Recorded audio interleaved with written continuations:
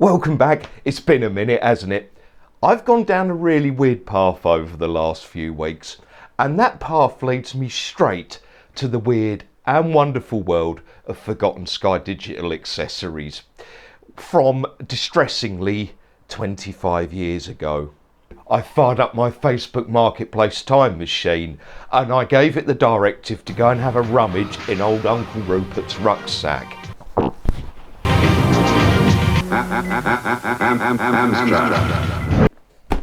And this is what popped out. What an absolute delight.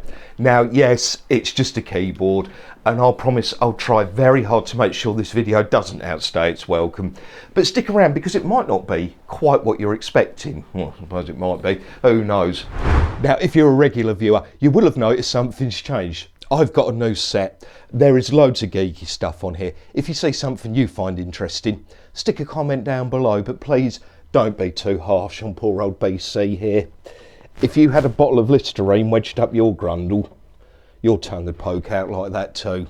Please put aside any notion of continuity in this video. You don't want to know why I've had to put this hoodie on. It's gross what I'm covering up on my arm. Anyway, these things might not be very familiar, but these things probably are. Except if you're an eagle-eyed connoisseur of such matters, you're probably looking at this and going, Andy, that's a couple of inches longer than my one, and it's got that big vein running up the underside of it. Well, I'll tell you why. It's because the silly sods did it again. When was the last time you saw one of these? So, we're going to be taking a look at this and this. Let's go to the video bench. Before we get all weird and gross and anatomical with those keyboards, let's just take a few moments to remind ourselves about how we ended up with this digital TV malarkey. When satellite television launched in the UK, it used dinosaurs like these, and those of you with longer memories than others will remember there was not one, but two completely incompatible analogue satellite television standards here. Except one of them vanished faster than the Reynolds Girls' second single. You know me. I wouldn't edge you like that. First, there was this one. BSB massively over-engineered.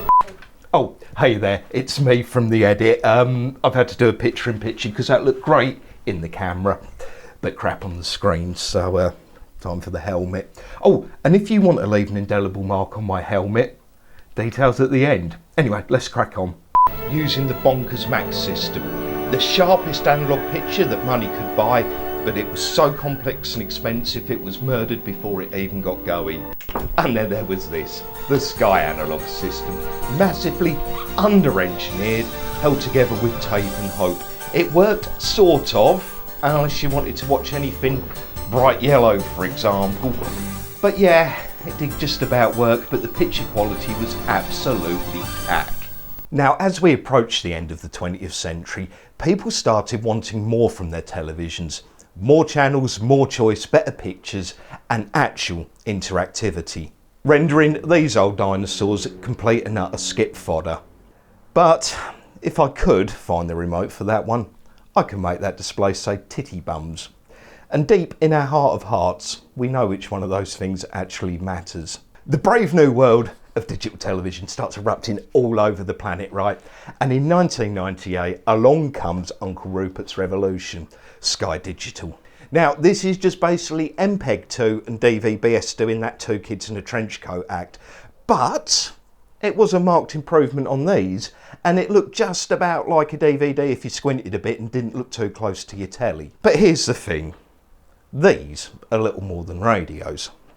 These digital ones, of course, are working with ones and zeros. They have things like processors and RAM, and that makes them basic little computers.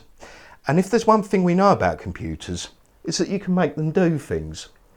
And that's why if you turn these around, you'll see there's a modem port on them, because these will phone the mainframe, these will dial up.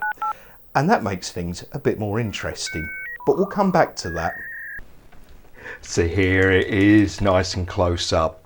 First thing you'll notice about it is that it's kind of translucent. In fact, I'll show you some pictures.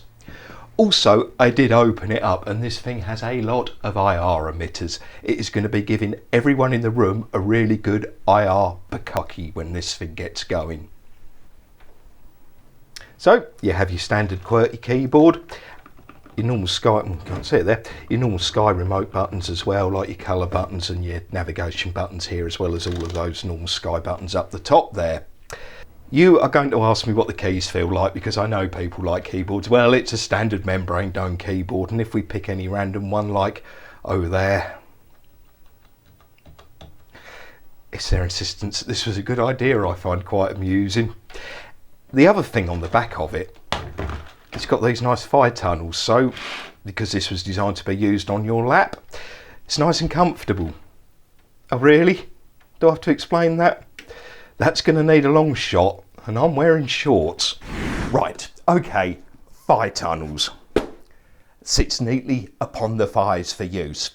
This has made me consider something though. It is really bloody hot as I'm recording this. It is over 30 Celsius out there at the moment. That has made me think possibly for extended use for some people, a third cutout around the reality anchors may have been useful. I'll let you fill in the gaps.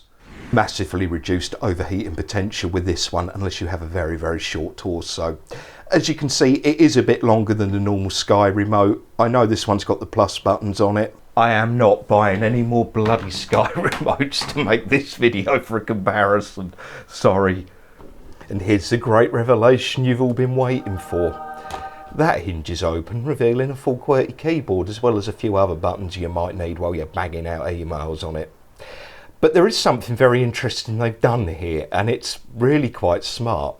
This is completely passive. If you look, there's pegs there, and they simply just push down on these keys and remap them, because there's a little sticky out pin here which goes into these sort of dummy half buttons, and it tells the remote to remap. So this is actually entirely passive. There's no flat flex or anything in there. It just sits on top, so if you hit volume up, for example, that's going to interface, I think, with green when it's remapped. Simple as that. A really smart idea. And they've added an IR blaster on the side of it as well, and obviously the big thick vein that runs up the underside. But there you go, the Sky Navigator. Go on then, Andy, show me these bad boys doing their things. I will, as much as I can. Alright, this Skybox is very, very unwell, as you're about to see. Also, the interactive services were turned off a long time ago. And as I'm filming this, I can't remember when, but I'll drop a graphic down below. So anyway, imagine it's about the year 2000. You've come along, you've got your nice Skyboard. You turn this on, interactive, boom. Here there would be an option for something called open. What's open? Just watch this video for a second, and it's only an excerpt. The whole thing's worth checking out if you're a bit of a geek on this thing, and see if you can spot the difference. Welcome to British Interactive Broadcasting. Interactive television for the future. Until now, you've just watched your TV. Soon it will open the door to a whole new world. BIB's home banking service will turn your TV into a personal ATM, where you can access all your accounts. With Open Interactive TV, you can email friends and family wherever they are, or whatever they're up to.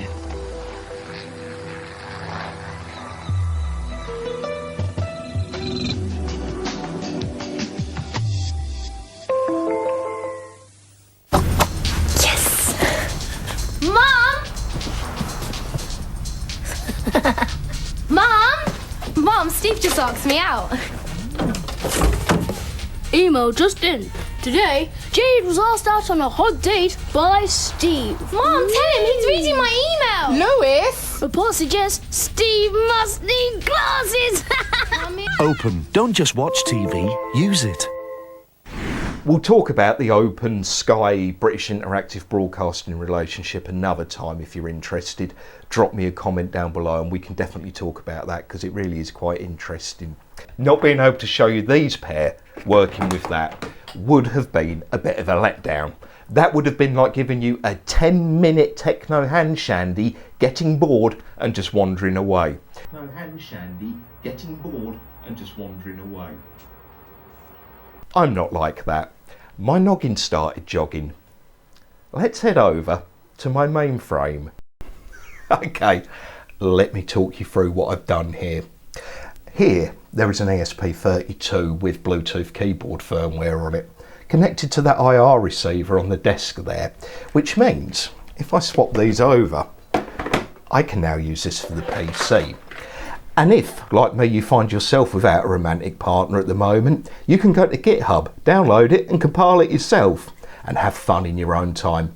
Anyway, let's find out how bad or good this keyboard actually is. Right, the moment of truth. Now, before I start our tapping away on this keyboard, please do remember this was designed before everyone was an absolutely ferocious typist, and also it was designed for Great Aunt Fanny to sit in her living room and email Great Aunt Flo over in Australia about her operation down below and the rest of it.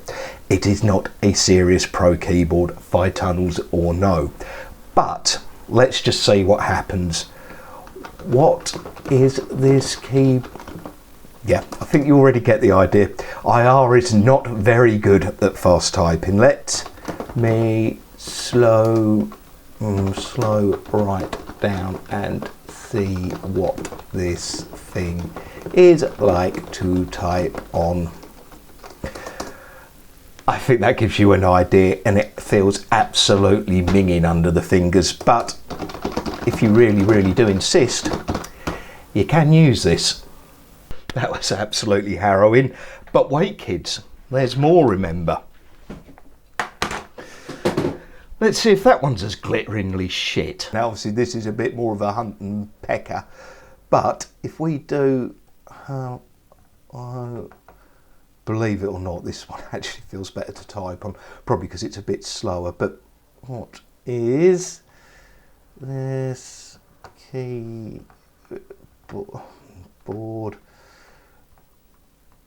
like? Capital A, I'll just type my name instead.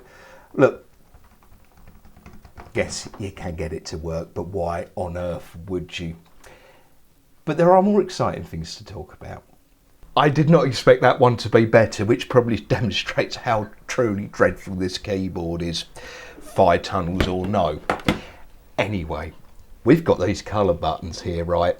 And I was thinking back to what we were doing about the year 2000 when I was about 13, 14 and we first went on the internet and school and stuff. So I had a bit of a brainwave. And yes, I wrote more software. The red button does the DJ sound. And if you were at school around the turn of the century like I was, the bane of every music teacher's existence. Shut up. The green button, that doesn't do anything as offensive. Sometimes a partridge shrug is all you need when you're going through YouTube comments or whatever. The third one is yellow, which opens Beehive Bedlam, which you can use these crappy pseudo mouse controls here to play. But then I thought, what can I do for the blue button?